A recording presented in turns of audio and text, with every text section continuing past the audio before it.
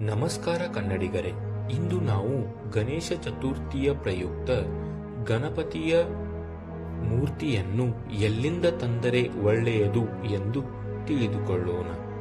ಮೊದಲನೆಯದಾಗಿ ಗಣಪತಿಯ ಇತಿಹಾಸ. ಗಣಪತಿಯನ್ನು ದೇವಿ ಪಾರ್ವತಿಯು ಸ್ನಾನಕ್ಕೆ ಹೋಗುವ ಮುಂಚೆ ಕಾವಲಾಗಿ ಇರಿಸಲು ಮಣ್ಣಿನಿಂದ ತಯಾರು ಮಾಡುತ್ತಾಳೆ ಹಾಗೂ ಜೀವ ತುಂಬುತ್ತಾಳೆ. ಅದುವೇ ಗಣೇಶನಾಗುತ್ತಾನೆ. ಗಣೇಶನನ್ನು ಕಾವಲಾಗಿರಿಸಿ ಪಾರ್ವತಿಯು ಸ್ನಾನಕ್ಕೆ ಹೋಗುತ್ತಾಳೆ. ಸ್ನಾನಕ್ಕೆ ಹೋದ ಸಮಯದಲ್ಲಿ ಶಿವನು ಪಾರ್ವತಿಯನ್ನು ಭೇಟಿಯಾಗಲು ಬರುತ್ತಾನೆ. ಆಗ ಗಣೇಶನು ಶಿವನನ್ನು ಪಾರ್ವತಿಗೆ ಭೇಟಿ ಮಾಡಲು ನಿರಾಕರಿಸುತ್ತಾನೆ. ಅದರಿಂದ ಕೋಪಗೊಂಡ ಶಿವನು ಗಣಪತಿಯ ಶಿರ ಕತ್ತರಿಸುತ್ತಾನೆ. ಸ್ನಾನ ಮುಗಿಸಿ ಬಂದ ಪಾರ್ವತಿಯು ಶಿರ ಕತ್ತರಿಸಿದ ಗಣಪತಿಯನ್ನು ನೋಡಿ ಕ್ರೋಧದಿಂದ ಶಿವನಿಗೆ ನನ್ನ ಮಗ ನನಗೆ ಬೇಕು ಎಂದು ಹೇಳುತ್ತಾಳೆ.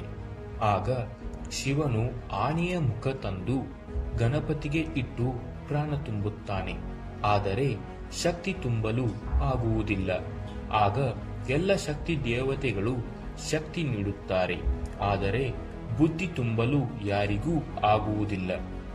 ಆಗ ಇದರಿಂದ ವಿಚಲಿತಳಾದ ಪಾರ್ವತಿ ದೇವಿ ಬುದ್ಧಿದೇವನಾದ ವಿಶ್ವಕರ್ಮನನ್ನು ಪ್ರಾರ್ಥಿಸಿದಾಗ ವಿಶ್ವಕರ್ಮನು ಗಣಪತಿಗೆ ಬುದ್ಧಿಯನ್ನು ಹಾಗೂ ಆಯುಧವಾಗಿ ಚಪ್ಪಗೊಡಲಿಯನ್ನು ಮತ್ತು ಶಕ್ತಿ ಸಂಕೇತವಾಗಿ ತನ್ನ 2 ಪುತ್ರಿಯರನ್ನು ಕೊಟ್ಟು ಆತನಿಗೆ ಶಕ್ತಿ ನೀಡುತ್ತಾನೆ. ತನಗಿದ್ದ ಬುದ್ಧಿದೇವನ ಸ್ಥಾನವನ್ನು ನೀಡುತ್ತಾನೆ.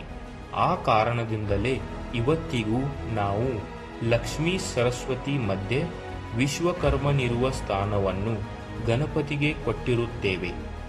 ಅದಕ್ಕೆ ಸಂತುಷ್ಟಗೊಂಡ ವಿನಾಯಕ ಭೂಲೋಕದಲ್ಲಿ ನಾನು ಅವತರಿಸುವಾಗ ವಿಶ್ವಕರ್ಮರ ಮನೆಯಲ್ಲಿ ಹುಟ್ಟುತ್ತೇನೆಂದು ವಿಶ್ವಕರ್ಮರ ಮನೆಯಿಂದ ಯಾರು ನನ್ನನ್ನು ಕರೆದುಕೊಂಡು ಹೋಗಿ ಪೂಜಿಸುತ್ತಾರೋ ಅವರ ಇಷ್ಟಾರ್ಥಗಳನ್ನು ಈಡೇರಿಸುತ್ತೇನೆ ಎಂದು ವರವಿಟ್ಟಿದ್ದಾನೆ.